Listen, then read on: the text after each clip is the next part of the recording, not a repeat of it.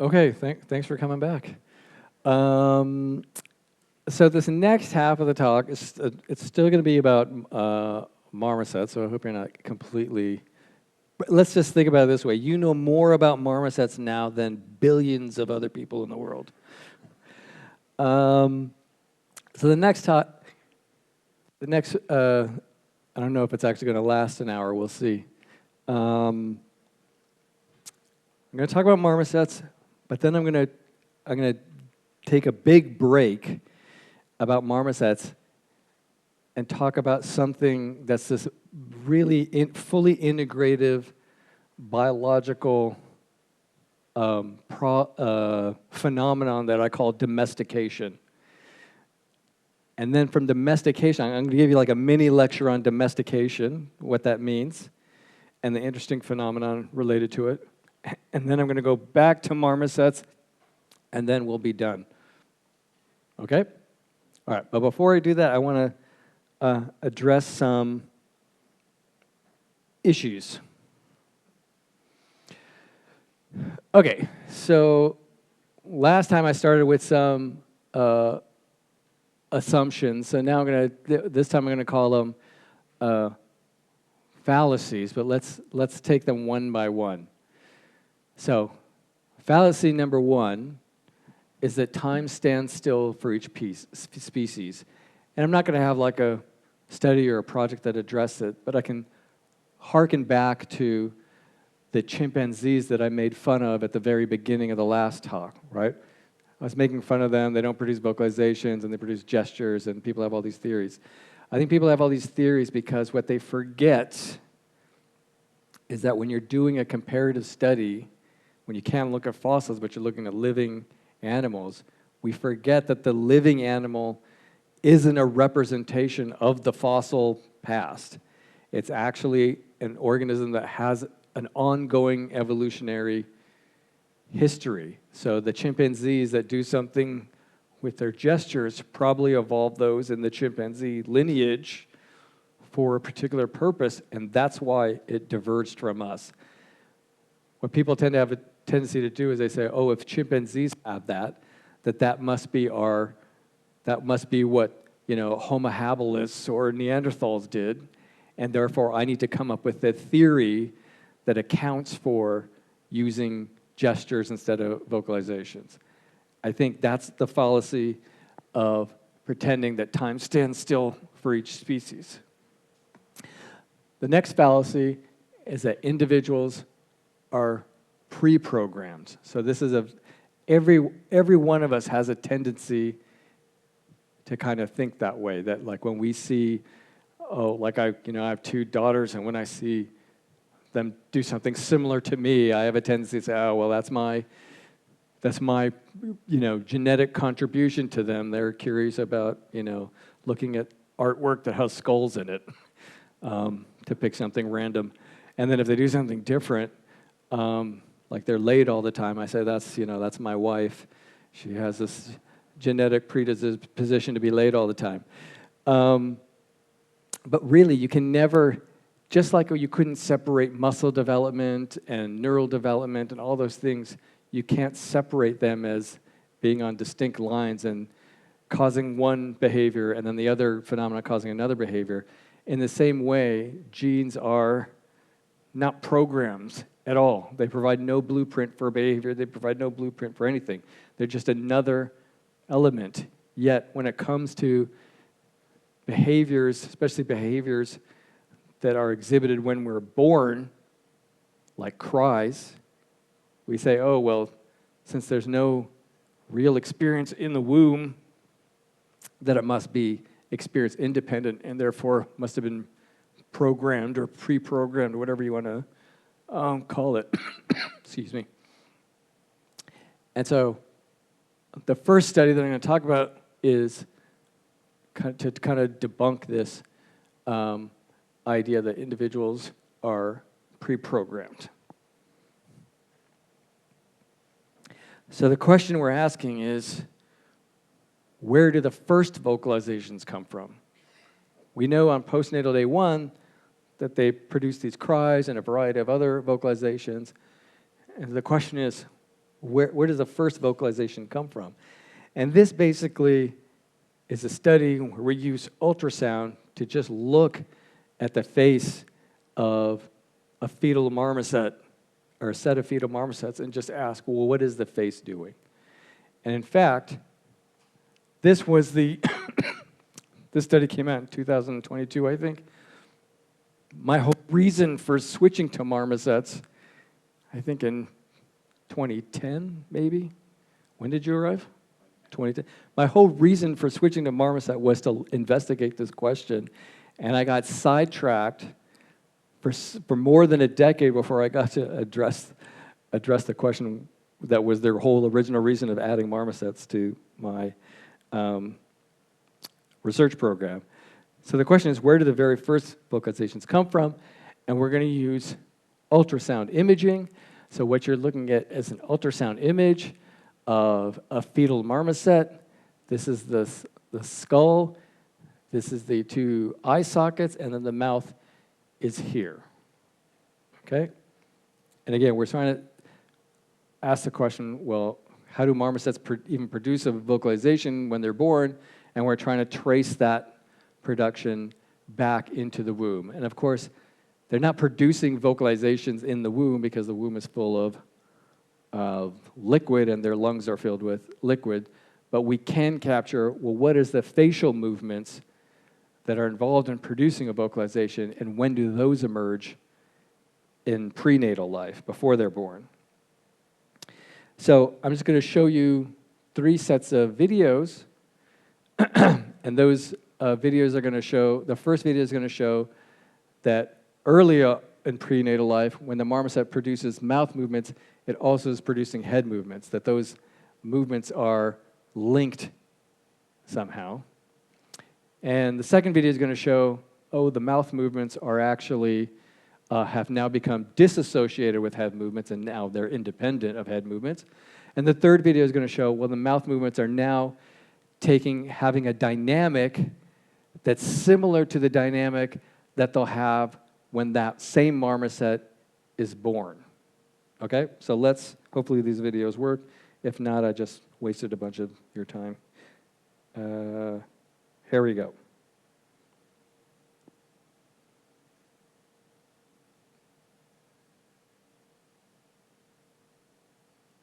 Okay, did everyone see it? There's no sound, of course.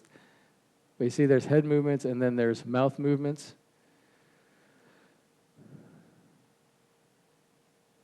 Was that visible? The mouth movements are a bit subtle. People are squinting, so I'll show the video again.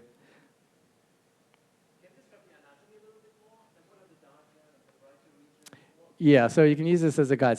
So we're looking at, this is just the head, this is the head region here. So we're not looking at the whole animal body. We're looking at the head right here. Here are the two eye sockets, and this right here is going to be the mouth. Okay, so you're going to see this part of the head kind of flick up and down, and then you'll see the mouth move somewhat subtly than in later points. So let's try that again. So the mouth is moving, and the head is flicking up like that. And now we just see the head's kind of moving backwards. The two eyeballs are here. And you see this kind of spontaneous movements. Okay, and so then we'll go to the next video that's just going to show the head being kind of still and the mouth moving independently.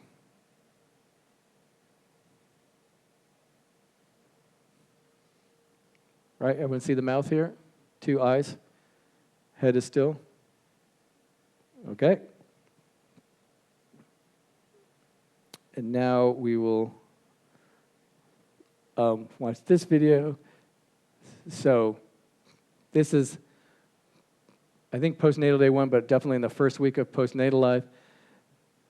This is a marmoset, might even be the same marmoset, producing mouth movements that now have the, let's say, dynamic morphology of the cry-like movements that this marmoset's going to produce.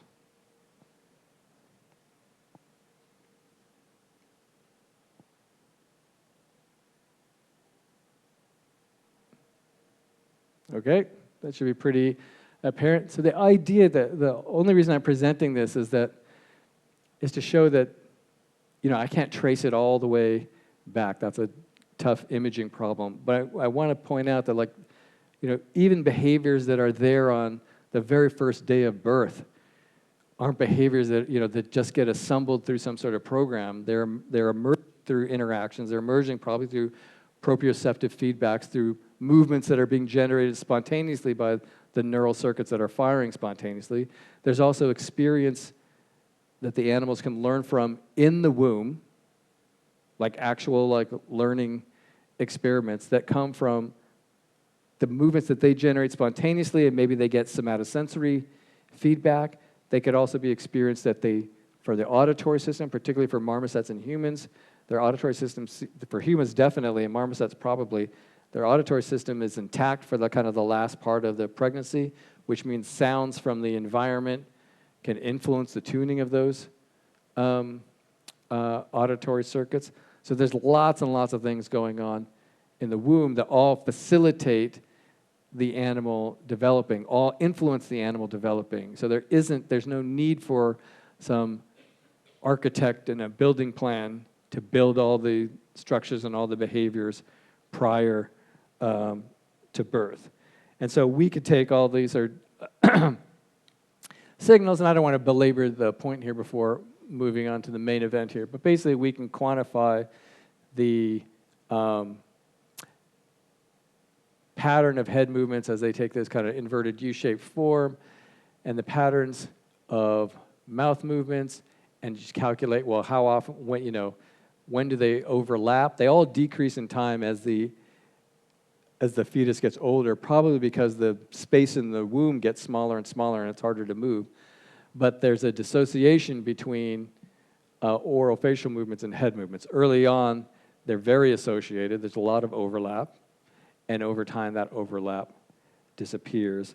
And I think the more interesting result is to show that the pattern of mouth movements that they display in fetal life match the pattern that they display in early postnatal life. And the way we used a similarity index to track the amplitude of those mouth movements and just ask over time, does the amplitude trajectory is the difference between them decreasing over time? And I should have pointed out this earlier, so one advantage of using the marmoset is because that contact call is so distinct in their behavior that it's these long duration calls with these open and closed mouth movements, that they provided a nice template to which we can try to see what the fetal movements are moving towards. That's different from their twirl or the twitter calls, where the mouth movement is so subtle that it'd be very difficult to detect any of that stuff in utero. So we focused on that call, and what we could see here is that this is what the difference is between a P1 and then a fetal infant that's older, and a fetal infant that's younger, and we take these movement trajectories and just calculate a similarity distance or difference from each other, and we can see that over time that similarity increases or the difference decreases. Okay, so in a sense, that's another developmental phenomenon, asking the question, well, where's the first vocalization come from? One problem you might be thinking about this kind of researcher line is like, okay, well, where do we go next with that research line? And maybe that's why it took so long to address it. What do you guys think? If you had this research line looking at prenatal, what would be your next experiment? Any ideas? Yeah, what would be your next experiment? Transgenic animals, obviously. Transgenic animals. So what transgene would be, like just in general? Not the ones who are known to be associated with language production, for example, in people. Maybe you can make a link to diseases and developmental issues, stuttering. Okay, so that's good. So the example would be to use a transgenic that may disrupt motor patterns and see if those disruptions are evident in prenatal life. Yep.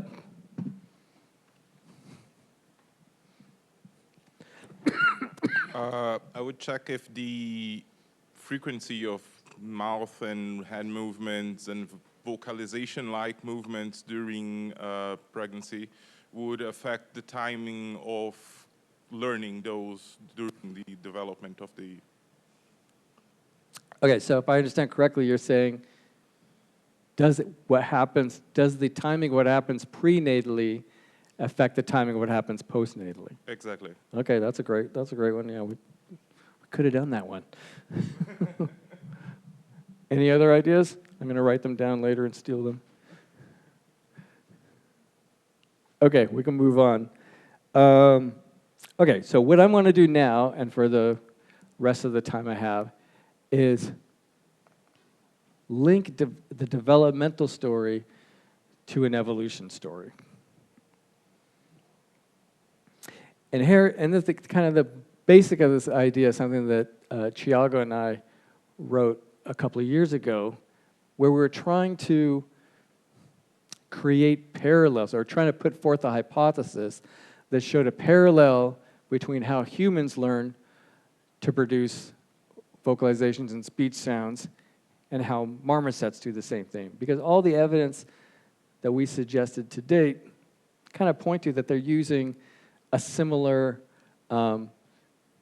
pattern of development. So the idea was, look, there seems to be some socially based reinforcement of how vocalizations are learned. We know that's true for humans. Human infants, when they're learning how to produce their babbling sounds in particular, use contingencies to train themselves to use it. Like human infants are so tuned to contingency that it doesn't even take a human caregiver. You can actually have a remote control car.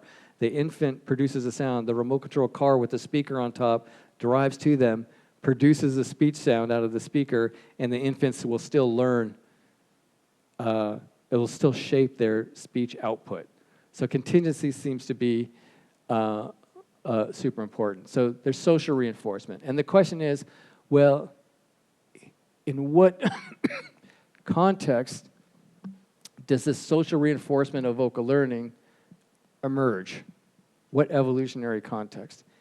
And the idea is that you needed to have kind of two things.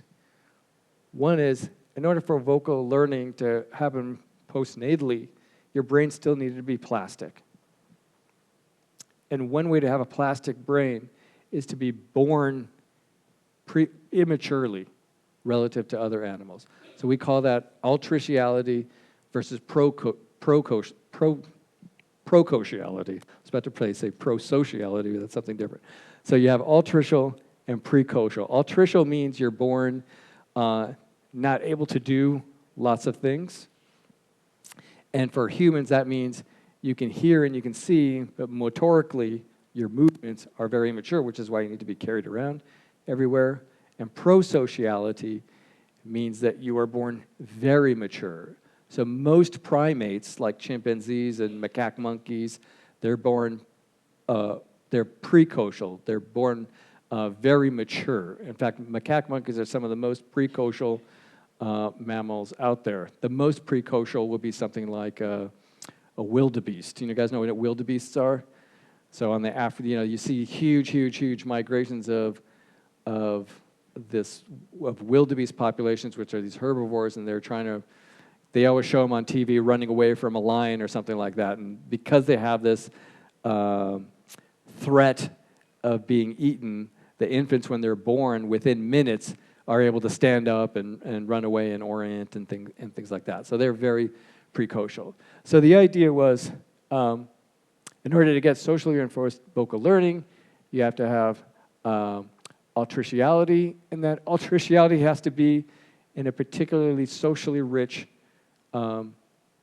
context where somebody is going to give you feedback when you generate something interesting. So we'll say there's cooperative breeding, and then there's an aspect of attention induction that's also there. I forgot what we actually meant by that. Chiaga, do you remember what we meant by attention induction?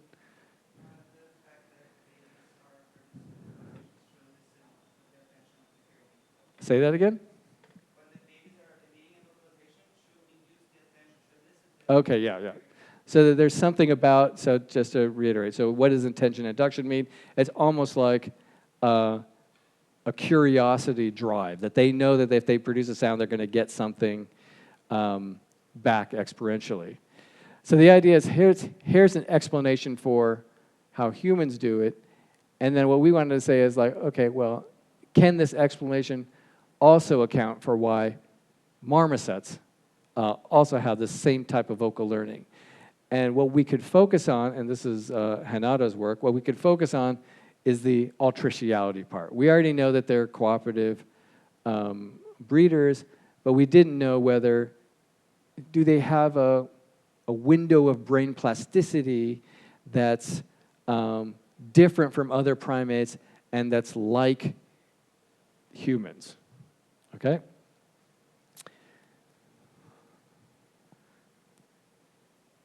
So what Hanada did is set up a study which is still in review, and she wanted to compare 4 species, 2 species which we know are vocal learners, marmosets and humans, and 2 species which we know are not vocal learners as far as all the studies would suggest.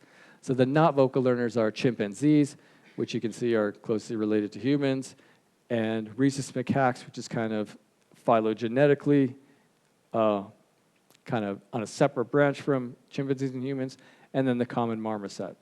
All right, so these, the ones with the little ribbon on it are socially guided vocal learners, and the ones without do not show any vocal learning. And so for humans, again, we have cooperative breeding, brain plasticity. Cooperative breeding provides socially rich opportunities. Brain plasticity is linked to having an altricial brain, a brain that's still developing, which means that in general there's an underdevelopment at work, and then the cooperative breeding is necessary because the infants are underdeveloped at birth. The infant requires intensive care. Okay, so everyone, that's kind of a big jump there. We say humans, why do we have cooperative breeding? Is because when we're born, we're so helpless that it's impossible for moms to generate enough energy to care for themselves and for the infant, that it requires help from the partner, it requires help from grandmothers, for babysitters, whatnot, in order to generate a healthy infant. And then the marmoset case is almost exactly like the human case, except that we have a question about whether they actually have an altricial brain, which is the one we're going to ask.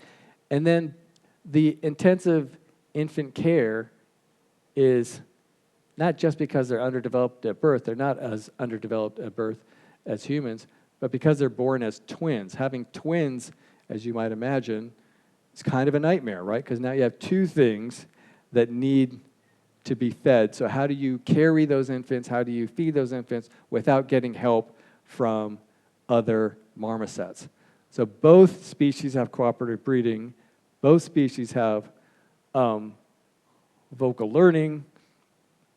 And the question is vocal learning, is that the product of having an altricial brain? A brain that when the animal is born is still developing. And that's the question that Hanada is trying to address. Okay? And the way she did it, which is kind of my favorite way of doing things, is like going to the literature and finding other people's data and using those data in a new way to address a different question. And so Hanada went and found a whole bunch of studies that basically tracked the brain volume development of chimpanzees, rhesus monkeys, marmosets, and humans, and tracked them over weeks. And in some, in the best cases, you also had fetal measurements of that brain volume. And then what she was going to do is basically transform the brain volume data into a growth rate data and measure that growth rate as a function of of development. And here we're looking at this line here represents when the animal is born. And so the question we're asking is, as a function of when the animal is born, when is the highest rate of brain growth? And we're saying we're going to make an assumption, and you guys can question this assumption: is the peak brain growth the point of maximal plasticity? We are assuming that that's true. More importantly for us is that peak before or after birth? So if we look at, I forgot what red and blue, if they're chimpanzees or, so, sorry.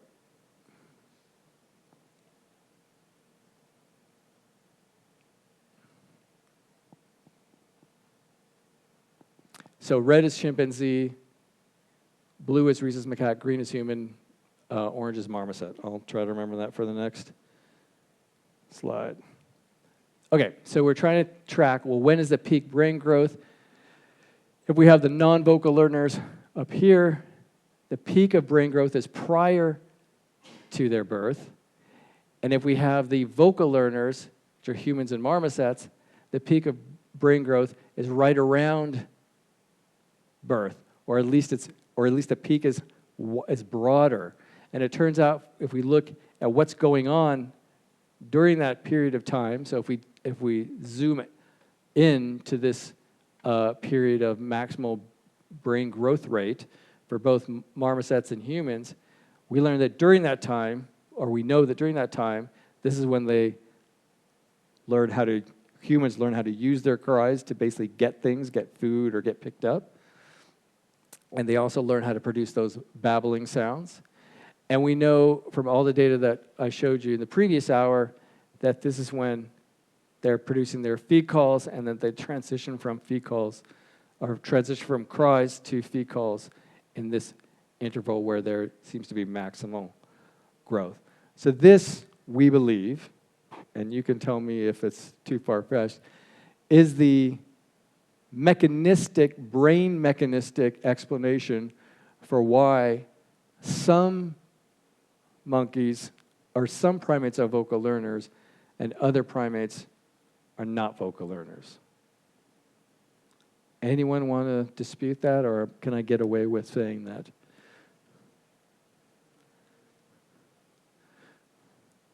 Does anyone think that that's just not enough? Like, you don't have, like, okay. What about ferrets? They develop much later, and as far as I know, they don't vocalize anything. Okay, so that's a great question. So let me answer that question first. So the question is, look, there's other animals that are born altricially. There's lots of it, like rats and mice are all born altricially. Ferrets are born altricially. So why aren't they vocal learners? And so what I think we would argue, or I would argue, and Renato can correct me, is that that's where the kind of cooperative breeding, social environment factor comes in. That you have to have a combination of the altriciality with a very rich social environment that interfaces together to get the vocal learning. So you can have an altricial brain, and that may be good for plasticity and other types of behaviors, but in the vocalization domain, it has the richness that has to be there in order for it to capitalize on that neuroplasticity. Are you okay with that? Okay, I'll take that as a win. Is there neurogenesis in this species? Okay, so that's a good question. So the question is about, well, when I talk about brain growth rate, what's actually growing? So one possibility is that the plasticity is a function of neurogenesis that's occurring at the same time. I think most people would think about, instead of neurogenesis, they would think about synaptic connections. Are those forming a lot during that time? And there's not evidence, so there hasn't been a lot of studies that looked. In the one study in a marmoset that looked at synaptogenesis in the neocortex, it was in visual cortex, and that study shows that the peak of synaptogenesis, the peak time when connections are being made, overlaps with that time. So I don't know if it's safe to infer it because the brain develops not all at once, but kind of regionally. I don't know how safe it is to infer that, let's say, a motor cortex region involved in vocal production is also having peak synaptic plasticity at that time. But that's a very good question. Yeah? Oh, I think there are some things that can be challenged. First, this idea that peak synaptoplasticity happens at peak of brain growth, because usually when you think about synaptic plasticity, you think more of pruning rather than growing synapses. So I would say it's easier for the brain to be plastic when it's already stabilized. And brain growth usually means mitosis, etc., and not synaptogenesis. I think that could be challenged, but also it seems more like of a coincidence, I would say. It could be coincidental. If you could think of precocious species that develop not innately their vocalizations after birth. So I don't know, it seems that we are reducing the learning to a single behavior because it's convenient for the purpose, whereas learning happens through all life of the individual. Okay, excellent. Appreciate that feedback. So let me first disabuse you of something that everyone believes is true, including other neuroscientists. And that's the first part of your comment, which is that kind of the main part of learning and neural development is the pruning of synapses. So that phenomenon has been grossly exaggerated, and in fact, the opposite is true. I happen to know this because I'm writing a profile of one of my scientific heroes who was instrumental in talking about the idea of neural selection. And his name is Dale Purvis. And what people forget about his work is that, yes, there is synapse elimination, but following synapse elimination, there's an elaboration of the correct targets. Okay, so I don't want to get too much in the weeds here, but usually what happens is if a neuron's sending connections to a neuron over here, it sends a whole bunch of connections, and maybe there are mistaken connections with neurons nearby. And then what happens is, well, those mistaken connections go away, but the connection to the target neuron, then multiple synapses start to form. Okay, and that's generally true for any neural developmental phenomenon, whether you're looking at the peripheral nervous system or visual cortex, where it's been studied a lot.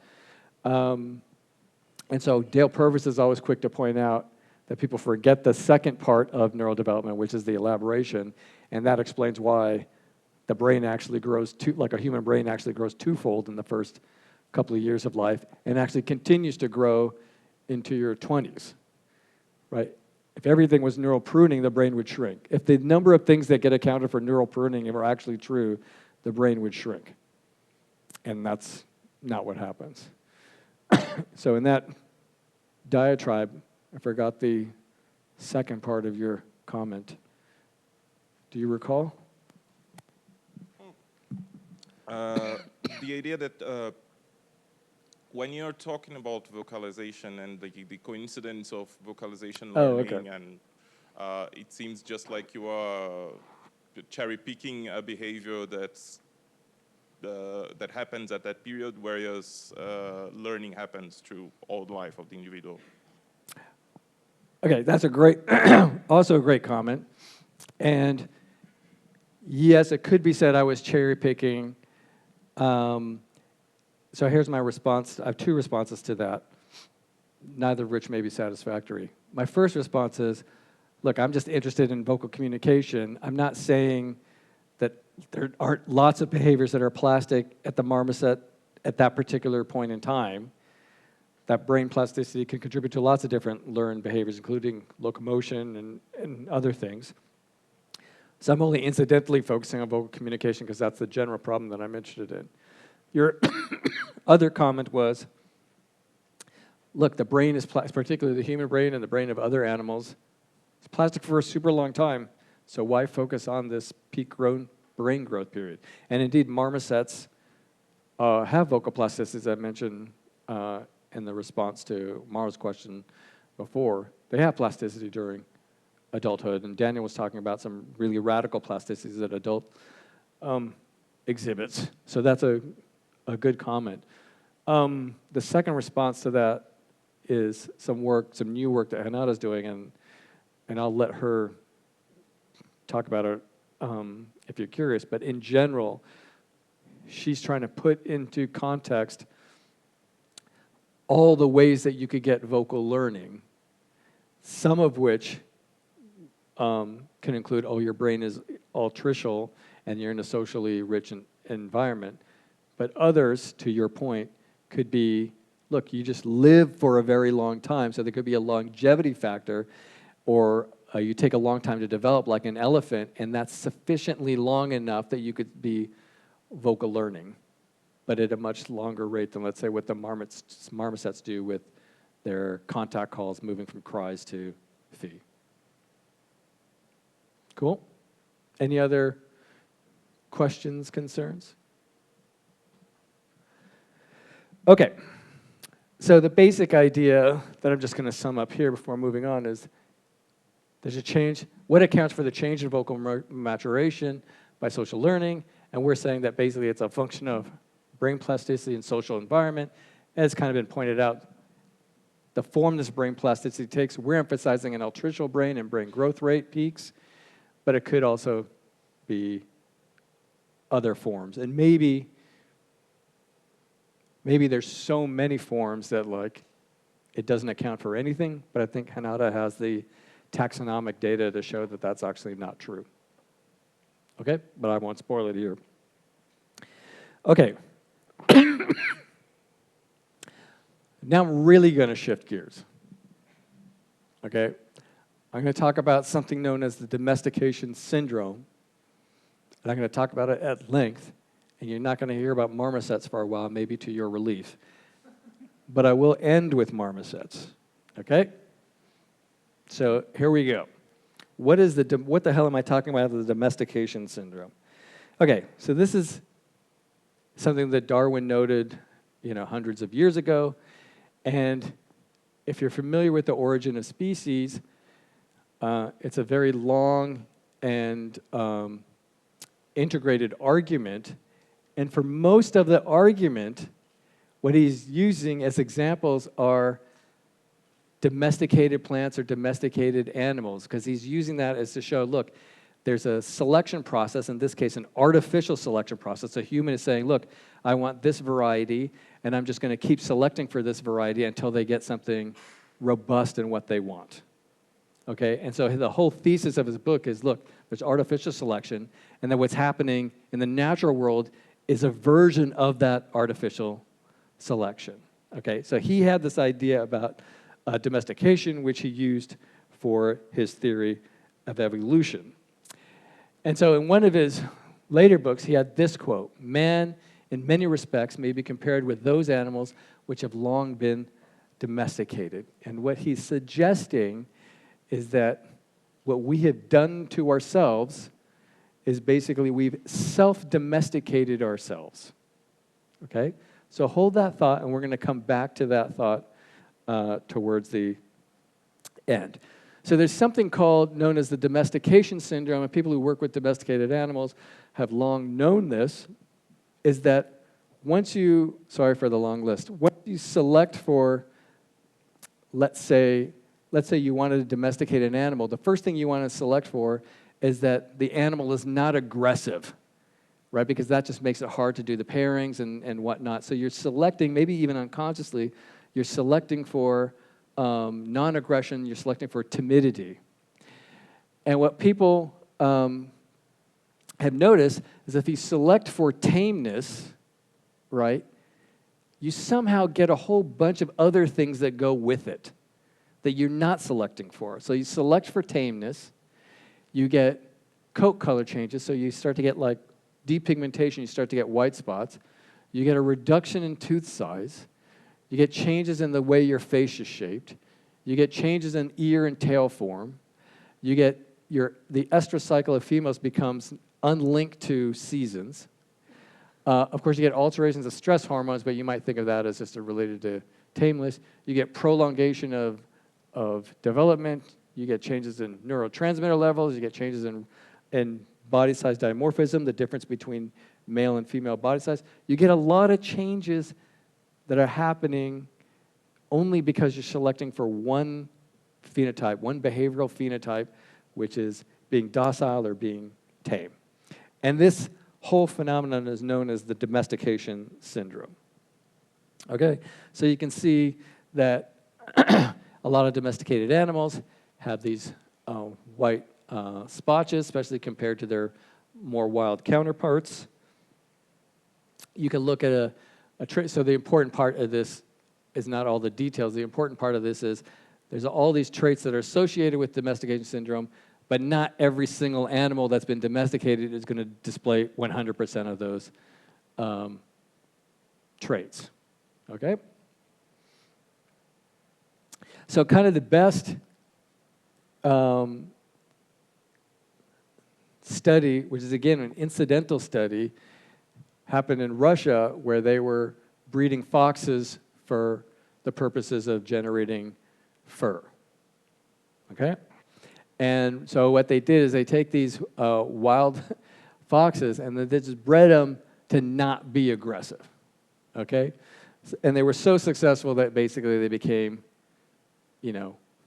pet-like. And it turns out that when they did this, and they weren't doing this experiment for any purpose other than to, have an easier time breeding foxes. When they did this, they started getting changes in the phenotype, more of these white patches.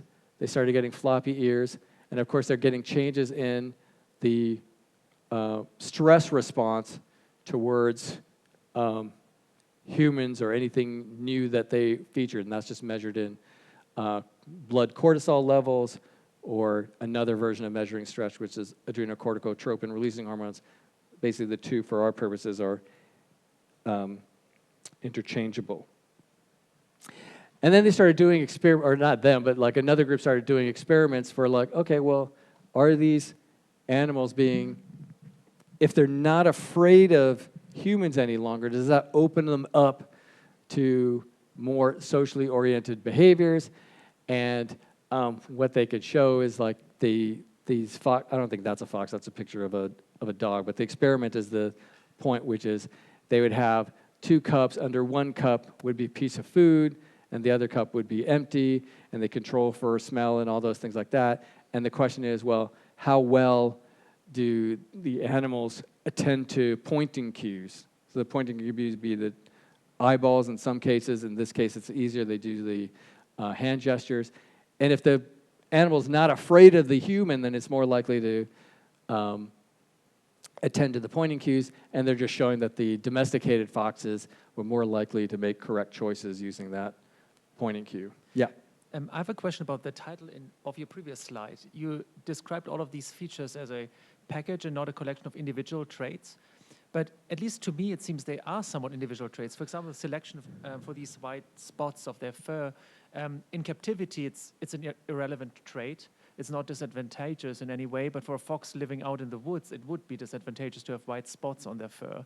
So even though the foxes were selected for tameness, they might lose the selective pressure for other features. And it's not actively selected upon by the farmers, but it produces genetic drift. And at least to me, this seems more like an assembly of independent features that all have their unique selective pressures that change the development of these creatures, even though the farmers focus most on one of them. So maybe you could say a little bit more about what you mean by assemblage, by a package. So what I mean by a package is the following. Thank you for the question. So what I mean, why are they coming with a package? For the domestication, the goal of the domestication is only produce a tame animal. So they're only they say, look, here's a tame animal, here's a tame animal, I'm going to breed them together, get more tame animals. And they do this for multiple generations. And what the syndrome is, or this collection is even though I'm just selecting for the tameness, I'm still getting these other phenotypes. And yes, there could be variable across individuals, but there's something that all domesticated animals, they keep coming up with, like, you know, why are there white patches? Why are there changes in the morphology? Even like brain seems, in some cases, the brain seems to get smaller in size. And so the puzzle that I'm trying to introduce is, well, why is it that you select for one thing, but you're getting these other things occasionally? Does that make sense? I think you don't forget where there's a puzzle yet, because many of these things will be correlational in nature. If you take a fox out of the wild into a new environment where it's not important to hide anymore, there's no selection anymore for having a dark uniform profile. And then you have some random mutations and will develop white spots, for example. Okay, so the question is, well, why, you know, maybe they're not linked together. Maybe it's just because I've released the selection pressure, because I don't have to struggle in the wild and keep my fur dark so it's more camouflaged, for instance, that once I release that selective pressure, then I get the phenotypes. So Emmanuel is saying, look, it has nothing to do with selection for tameness. It has everything to do with not having, it's just basically loosening all pressures, and then you get these phenotypes. And I think the answer that I would have and that other people would have was, if that's the case, then you wouldn't systematically see the same phenotypes being associated with tameness. You would get all sorts of variable phenotypes. And the point of the domestication syndrome is that all the animals domesticated end up with this, some subset of this suite of limited features, not an infinite number of features. Okay? Okay. I have a question. So Yep. is there an example where they try to select for, you know, is there an example where they try to select for something that is not tameness on purpose just to see what happened after several generations? No, I know no example of that. And again, this experiment wasn't trying to do that. You can imagine these experiments are time-consuming. But yeah, the question is a good one. If I select for any one feature, do I get a suite of other phenotypes? The answer to that is, for sure, that's almost the case, and that's known as pleiotropy. So you could have a gene that you select for one purpose, but because the product of that gene is involved in multiple other phenotypes, like melanocortin, or I think it's melanocortin, but there's, yeah, I think melanocortin releasing hormone. If you select for that, that hormone gets chopped up into different hormones downstream for other purposes. But since you selected for it and you, let's say you increase the amount of that, you also increase the amount of all those other downstream hormones. So that's pleiotropy, and that happens for sure. Okay, so the question that we're moving on to is, that's the evidence of, you know, artificial selection. A human is taking an animal and making it domesticated. And the question that people have put forth, namely Richard Wrangham and Brian Hare, is, well, how are we the only primate that can operate without killing each other in densities like this that are like the densities of eusocial organisms like termites or bees or even naked mole rats? And so the hypothesis that they put forth is, look, maybe humans self-domesticated themselves. What do I mean by that? So humans, if you get along with people, if you're cooperative, then you're more likely to achieve more challenging things. You're more likely to keep things in memory to learn later for the next generation or whatnot. So there's just huge advantages of being cooperative. But if you're too aggressive, then you can't take advantage of that cooperation, especially in super large groups. So what their hypothesis is that in order for us to operate in such large groups, we had to self-domesticate. And so they provide various phenotypes related to that. But like you're all kind of alluding to, is this just storytelling? I'm kind of cherry picking the data and telling this story, and I'll let you decide. So they're suggesting that humans may have self-domesticated themselves, and that bonobos relative to chimpanzees, these are two very closely related apes, bonobos seem to have self-domesticated a little bit relative to chimpanzees, and they want to kind of compare the differences between those foxes that I talked about versus the domestic foxes, and then a story that I didn't really go into, which is wolves versus domestic dogs, but that story is super complicated because dogs nowadays get bred for a variety of reasons, you know. Some people want a funny-looking dog, some people want a small dog, some people want a working dog, so that's kind of out of the question. But the bonobos versus chimps seem to have some of the features. So like whereas there's a big difference between male and female chimps, there's a smaller difference between a male and female bonobos. The craniofacial morphology has changed so that the bonobo has kind of reduced skull shape versus the chimpanzee. Yep. So about the self-domestication of humans, if you don't have an external selection, like humans selecting foxes, there must be some advantage to be pro-social. Otherwise, you have this defection problem. Someone who is not pro-social would have more descendants, and then you wouldn't have selection. So what will be the selection for pro-social humans? How human society selects for pro-social people? Well, if you're pro-social, you'd have much less physical conflict, so much less chance of injury. You'd have much greater chances of avoiding predators because there's more eyes to watch. You have much greater chance of finding food while foraging and being able to share because of that. Yeah, but it can steal stuff. And presumably that's the most unknown pro-social thing a human can do. So why is people who steal stuff not selected for? But the stealing stuff, like in a current human context, is only advantageous because everyone else is pro-social, right? So you can get away with stealing. Yeah, but I mean, it's like when you have sexes and say, why do you have 50% male? If you start having 90% male and 10% female, in principle, you have more descendants. So there is a reason for why that doesn't happen. But I don't see a reason for that not happening in the thief. Why, if you have like only a few defective thieves, then they have an advantage. So a few effective teams, you're saying? Thieves. So if you like 99% of humans are pro-social, but there's 1% that's taking advantage of that, then in principle, those will be able to outbreed the rest. I mean, just think of human history, that seems to be the case. So, I don't know. That's interesting. I'm not sure I have the ability to answer that very broad question, but it's an intriguing one, which is basically you're saying, I think your view of humanity may be fundamentally different from my view of humanity. So far. Like I think of humanity as largely pro-social and cooperative. It doesn't mean that some people... I agree with that. I agree with we are mostly pro-social, and that's why I think a few defectors, because if most humans were not pro-social, society would collapse and most of us would die.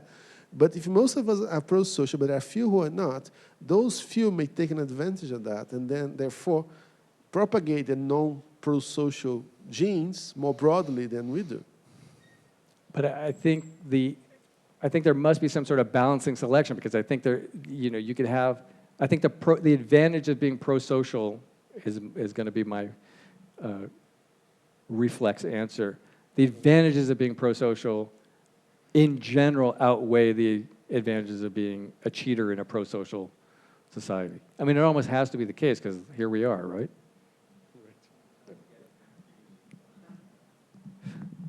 And just a comment to not focus on humans so much, it's also true for ants. Like they developed very complex state-organized systems that only become successful by their cooperativity. And I don't think they are stealing ants around to nibble away food which doesn't belong to them. So there must be a universal theme there that works even outside the group of the vertebrates that gives rise to eusociality. Thank you. Also, I'm thinking that if prosociality was a universal benefit, like all animals should be, in some sense, self-domesticated. So that's not the case, so probably there is some balance, I guess. Yeah, I think that's right. Okay. Okay, so they wanted to extend, so they provide, a lot of hand-wavy evidence of maybe self-domestication in bonobos, and they want to say the following. Here's their main thesis. The human psychology evolved as part of a larger domestication syndrome as in other animals. Selection for intergroup prosociality, basically tameness amongst ourselves, over aggression, led to reduced emotional reactivity and increased self-control, which allowed the expression of our unique form of human tolerance, social cognition, and communication. So it's super grand theory that I'm only presenting because I'm presenting the idea that self-domestication may be something that can work as a mechanism for changing us, but maybe not necessarily in all the same ways. Obviously, you don't need to read this whole thing. Only they're just trying to say, look, again, they're cherry picking. They're saying evidence for self-domesticated in modern humans versus ancestral humans, and they have a whole list of things, which I won't go through because every one of those statements could be strongly disputed, and it's very hard to reconstruct how we even behave from both anthropological and archaeological data, as I'm learning more and more in my own research. But basically the idea is, look, if we look at an ancestral human versus a modern human, there seem to be increased tolerance and prosociality. Again, that's possibly disputable. Increased serotonin and oxytocin, expanded developmental windows, which is supposedly accounts for our ability to learn vocalizations, amongst other things. A juvenile, like a more a young-looking or female morphology, without the prominent forehead or super jutting lower mandible, and increased cooperative communication. Okay, now the part that I really like has nothing to do with self-domestication, but has to do with a hypothesis that tries to make sense of how do you select for tameness and get these other features. So what they want to say is the tameness that domesticated animal exhibits is because it doesn't have a strong stress response when it sees something new or when it sees a human. Okay? The way you can reduce your stress response is to reduce the size of your adrenal gland. And the adrenal gland forms, at least in part, from this special population of cells known as the neural crest cells. Okay? Neural crest cells, during development, are a special population because they contribute to many, many, many different types of bodily tissue. So in addition to the adrenal gland, they contribute to a variety of things. So, and I'm going to go over that in a section. So the neural crest cell hypothesis is the following. Selection for tameness, reduced stress or arousal, leads to a mild neural crest cell deficit, which either directly or indirectly causes most of the traits in the domestication syndrome. Okay? So they're saying, hey, look, when you domesticate an animal, you're trying to reduce the size of the adrenal gland. You reduce the size of the adrenal gland by selecting against the size of the population of the neural crest cell. So you produce a smaller neural crest cell. And by producing a smaller neural crest cell, you not only produce a smaller adrenal gland, you also affect all the other things that the neural crest cell population contributes to, and that's why you get all these associated traits within the domestication syndrome.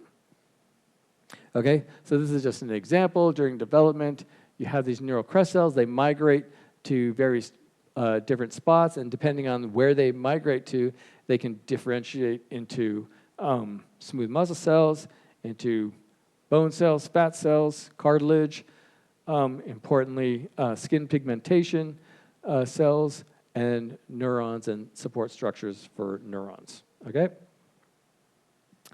And so their hypothesis is basically you select for a reduction of neural crest cells, and then you also get a reduction everywhere neural crest cells are involved. So the adrenal glands, that's the stress-producing hormones.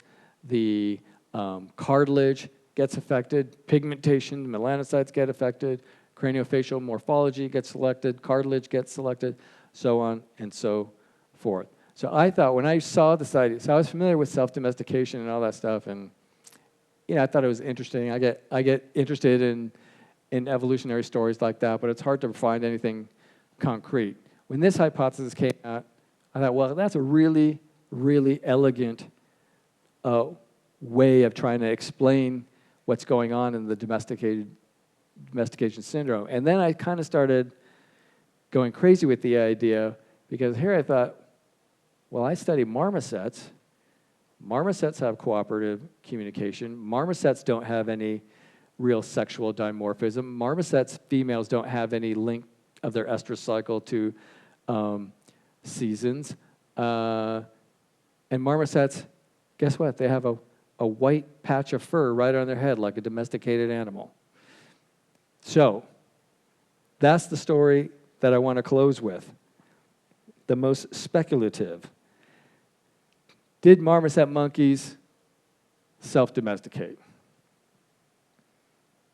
Okay, so let me recap. First, and so one thing I was saying was, look, I study, in effect, captive marmosets, so maybe they were domesticated. And it's true, I cannot, there's no way for me to control for that, because I wasn't the original person who got the marmosets and bred the marmosets, but that's a caveat that's out there. So marmosets have white patches that are variable across individuals, yes. Do they lack reproductive seasonality? Yes. Are they prosocial? Yes. Do they have cooperative communication? Yes. Do they have prolonged development? That altriciality data suggests that they do. Do they have reduced sexual dimorphism? Yes. The stuff that I'm not sure about are here, but that's not, I feel like we have enough that we can say, okay, let's explore this idea. And the difference that that we can do with our study that no one else has been able to do, especially those people that are speculating on self-domestication in bonobos and humans, is what they do is they read the literature and they create a general story. What we can do is now look at individual marmosets and ask, well, is there actually a relationship between, let's say, cooperative behavior and domestication-like phenotypes like the size of the white patch? No one else has been able to do that, and we were able to kind of exploit the fact that we had these marmosets in captivity for which we already had data. So the stuff that I'm going to present is largely a re-look at data that was already collected, so it's almost like there's no kind of interference or bias on my part with this white patch that seems to be present. So one thing you could say is like, okay, well, maybe just the marmoset that I work with has the white patch, and then that would just be a weird outlier. But there are many marmoset species. As far as we know, they're all cooperative breeders. There's no reason to think that they don't do the same things that the common marmoset that I work with uses. So of the 24 species of marmosets, 19 of them also have the white patch on the head, and the subset do not. And maybe they, selected for fur color that's in a very active way to better their chances of survival. The one thing that our marmosets do have is that cooperative communication that a long time ago now talked to you guys about. So they have this cooperative communication. And if we ask the following question, if the behavior is linked to a domestication phenotype, then the magnitude of behavior should be correlated with the magnitude of the domestication phenotype.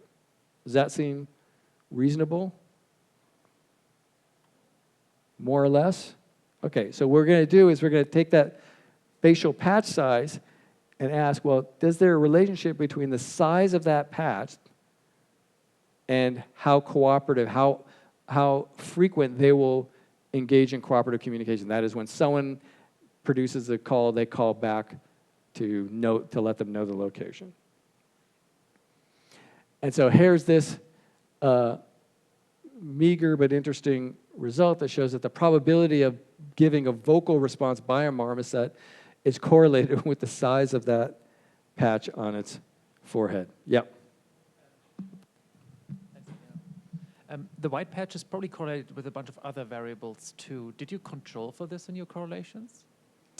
So for example, body size. If the marmoset as a whole is Yeah, larger, we have a whole table that correlates a variety of things to that, to avoid that spurious. So this was actually like a multinomial regression, and you try to regress out everything and then look at the residuals? Do you remember everything that we looked at? Yeah, we control with the weight active, The body weight. The body weight. Yeah. Okay, so here we have this thing. I mean, this is like a miracle to find this kind of result, to be honest. Like, not that it's a miracle that, oh, it's so exciting, I've revolutionized anything, but just to find this correlation for data that we collected a long time ago with now white patches that we measured much more recently is somewhat incredible. And so we know that they have vocal learning, and I'm not going to go over this data again, but we did the animals that we're going to use to measure the white patch and the vocal behavior. We are the same animals that we did this vocal learning experiment with. Okay, so. And we did that without knowing what the hell that we were doing. We didn't know anything. We just saying, you're doing this experiment, and then we're just going to take pictures of the baby marmosets as they develop while you do that experiment. Okay? And so what we could do is basically track the white patch. So this is an adult animal. We can use a image analysis program to create an area measure of that white patch, and then use that technique to track the white patch over days. And you can see that it takes a long time for it to develop. And here is the kind of final crazy result. So each color represents a set of twins, and whether it's a solid line or a dotted line represents whether it's in the, if you recall, the high contingency vocal experiment where it got 100% vocal feedback, and the dotted line represents the twin that got the low contingency call feedback. And if you recall, the vocal learners were much faster if they received high contingency feedback than low contingency feedback. But now we're looking at those same twins under those same vocalization conditions, and we're measuring the patch size change over postnatal day. And what you see in every pair of twins is that the size of the patch grows faster and is bigger in the animals that receive higher vocal feedback. I don't know what to do with that. All I'm saying is that the two phenotypes are linked somehow, and kind of the idea of domestication syndrome seems to be a way to explain that. And also, domestication syndrome in the context of the neural crest cells seems to explain that. And just you might be thinking, oh, the white patch, maybe it's a light-colored patch, but it still has melanocytes. No, we tested that. So green cells that look like this are basically stained as melanocytes, and if you look at the white patch, those types of cells are missing. This is just the adjacent fur next to the white patch. So it is so neural crest cells is the source that seems to be absent in the white patch. Okay, so the question is now, granted I've gone increasingly far-fetched, but still supported by some data. The question is why humans, among many other primate species, seem to have these things, and the answer always goes back to cooperative breeding. Okay? So I've kind of made the mistake of ending my presentations to you guys on the weakest data, but I would argue that its strength is that we weren't trying to find it in particular when we collected the data, and that it makes sense in the context of other types of domestication results.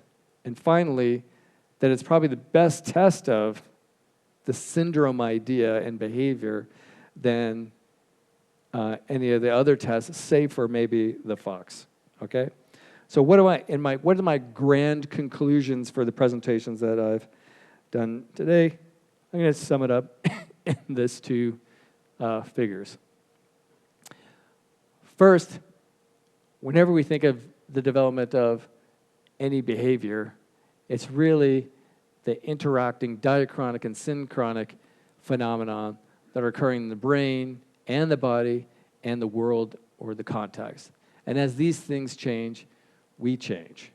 And this is happening right now. Okay? There's even lifelong, if you want to get out of the stuff that I presented, there's even lifelong epigenetic changes, right? If you take two twin human beings and they decide to go live somewhere else, the distance upon which, how far apart they are physically actually relates to how many different epigenetic markers they have as well. And of course, that's changing our physiology as well. And then the final thing that I kind of want to leave you with is, of course, related, is then when we think of us as individuals, how do we make a species? A species is a collection of individuals. The individuals are important because they hold all the variability, and the variability is what natural selection or cultural selection, in our case, can act upon. And becoming an individual is this journey that we take from when we're born, and as we're bounced back by influences from our brain, which generate maybe new influences in our body, which can feed back, and these are all modulated by the world. So I will end with that, and thank you very much for your time, and hopefully more questions. Thank you.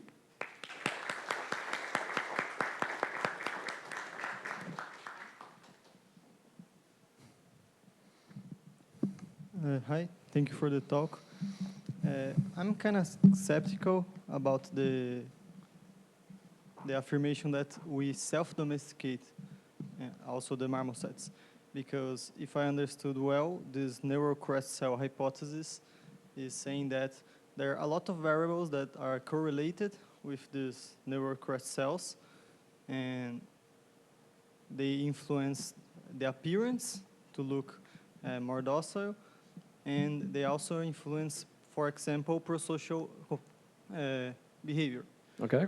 And when we think about the human evolution, we can say, if by one side we can say that we domesticate ourselves to look more docile, we can, by other way, say that we are selected to be prosocial because it brings us advantage, and with a collateral effect, we become more looking docile.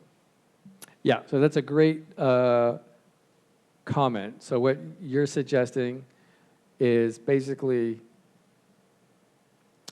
a very valid criticism of the self-domestication hypothesis, which is, well, what if it's not self-domestication? What if you're just selecting for some other feature and then you get the effects that go along with it? So maybe you selected for a juvenile-looking face, for example. Maybe that's more attractive to mates. And then what you get along with that is prosociality behavior. Is that fair? Yes, but my hypothesis is that the most profound influence is the prosocial behavior, and other characteristics came as a collateral. So I think what they would argue, they wouldn't argue with that, but they would say, look, the selection for the prosocial behavior is a version of self-domestication. Selection for prosocial behavior means selection for non-aggression, which is what you're trying to do when you domesticate an animal. Yes, this is true. I think that's the best way to think is about this whole package. Yeah. That comes together is selected, and not one or another characteristic in particular. Yeah, so I think they're saying, I don't think they would disagree with that. I think they would say, look, you selected for prosociality, and then what the syndrome is that whether you like it or not, you get all the other features. And that's what the kind of the neural crest cell was supposed to account for. Thank you. Yeah. Well, I'd say I have many issues with the neural crest cell hypothesis to start with. Good. Like, this isn't the thing, like, the main thing I want to talk about, but to start with, like, the adrenal medulla comes from the neurocrest. The adrenal cortex does not. It's an epithelial cell-derived tissue. But it seems like you're trying to take a very complex phenomena and say it comes from a single issue with the neurodevelopment, which is regulated by many and many genes and many internal phenomena, like melanocyte production is not only derived from the neurocrest, but also by central hormones, such as the melanocorticotrophic hormone, et cetera, et cetera. And well, you could think of other prosocial animals, such as wolves, for example, that don't have aspects of docility, only maybe towards their own kin, but not towards other kins or other animals. But well, that's one thing. But the other thing is, I read the papers you sent to us, and then first of all, I'd like to congratulate you for pointing to the elephant in the room, because we so many times decontextualize animals to study, or forget they have context when we study humans.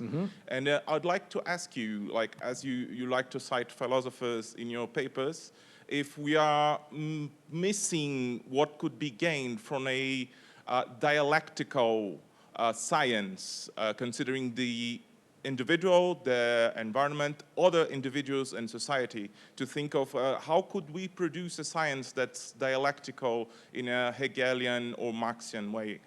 So could you unpack for me and the rest of the audience what exactly you mean by dialectical?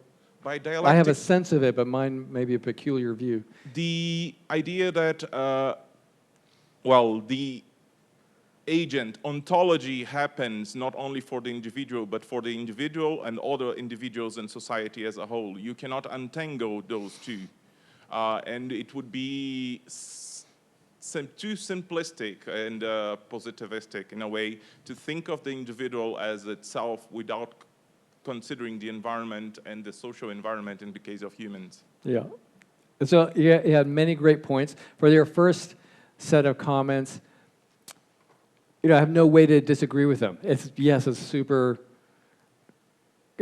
complicated, and the way I think about it is kind of the way I think about how the brain works. As soon as somebody says, oh, I found the circuit for this behavior, I already know that there's probably many different circuits that could lead to the same behavior, right? There's redundancies in the system, it's degenerate.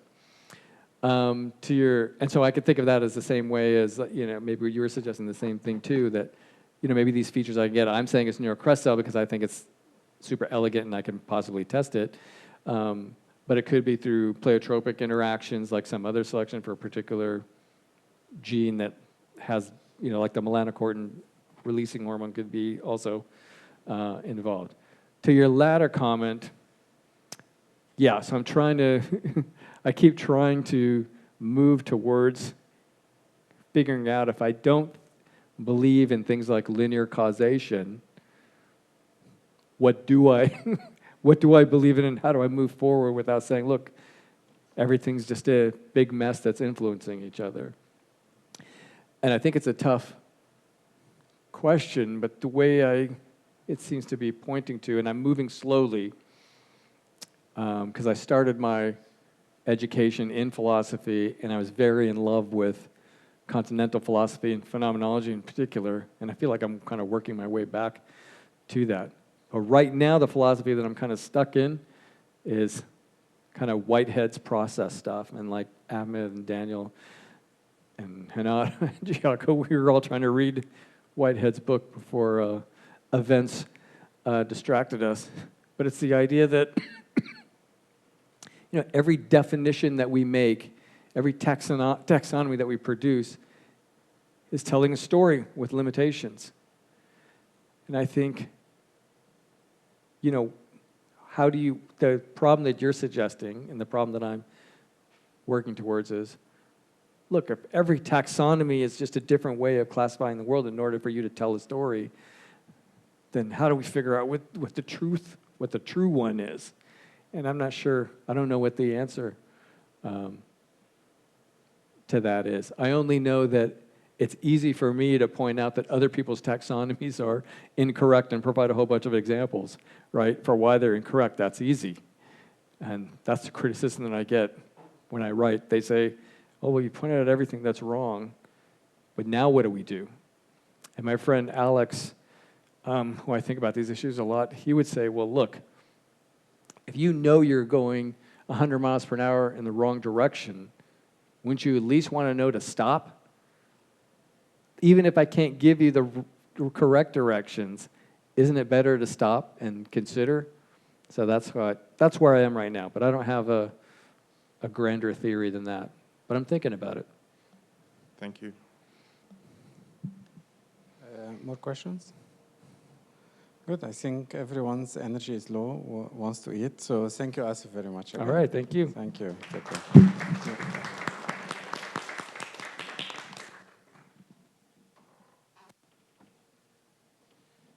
So